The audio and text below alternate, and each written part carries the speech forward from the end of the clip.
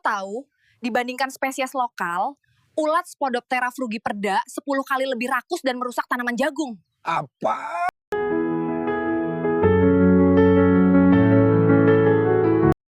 Hai semua, pernah dengar tentang hama yang hobi keliling dunia? Yup, kenalan yuk sama si ulat gerayak jagung alias Spodoptera frugiperda alias fall armyworm. Hama mungil tapi ganas ini bukan cuma bikin petani pusing, tapi juga sempat viral karena penyebarannya yang super cepat.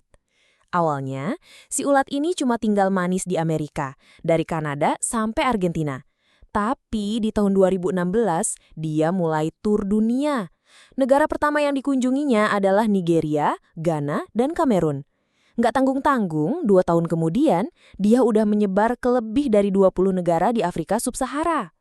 Tahun 2018, dia terbang ke Asia, muncul di India, Thailand, Sri Lanka, Bangladesh, Vietnam, dan Laos. Di awal 2019, dia udah sampai di China, terus Taiwan, dan pada 3 Juni, voila, Jepang kena juga. Nah, Indonesia sendiri pertama kali kedatangan tamu ini pada 26 Maret 2019 di Sumatera Barat.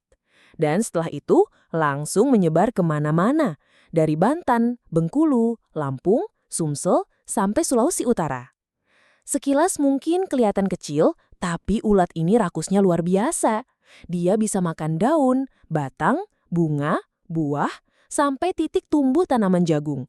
Serangannya bisa bikin rusak 30-100% lahan yang dibudidayakan.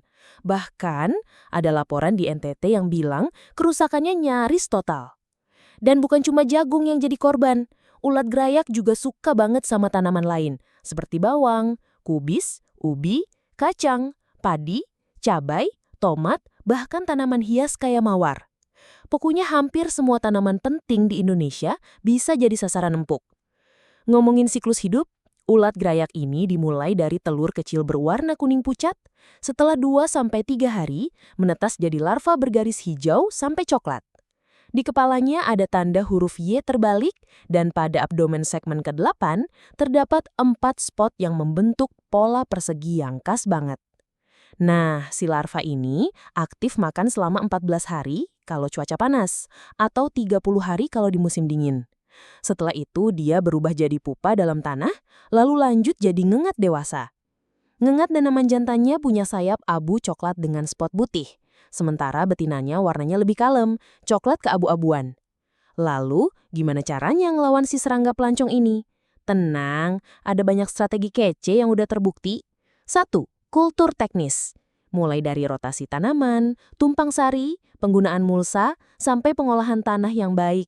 Petani juga bisa ganti tanaman jagung dengan kacang-kacangan. 2. Musuh alami. Di berbagai negara, musuh alami kayak parasitoid, jamur, virus, bahkan nematoda dimanfaatin buat mengendalikan ulat gerayak. Ini termasuk prinsip pengendalian hama terpadu. 3. Fisik dan mekanis. Bisa pakai lampu perangkap atau rumah kasa buat mencegah si ulat masuk ke lahan, praktis dan lumayan efektif. 4. Kimiawi, tapi bijak. Insektisida memang sering dipakai karena praktis, tapi jangan asal pilih.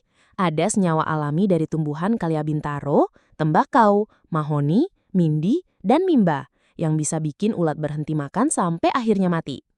Insektisida modern seperti IGR atau Insect Growth Regulator juga aman untuk musuh alami seperti Trichogramma sp, seperti insektisida dengan bahan aktif flufenuron, triflumuron, dan emamectin benzoat.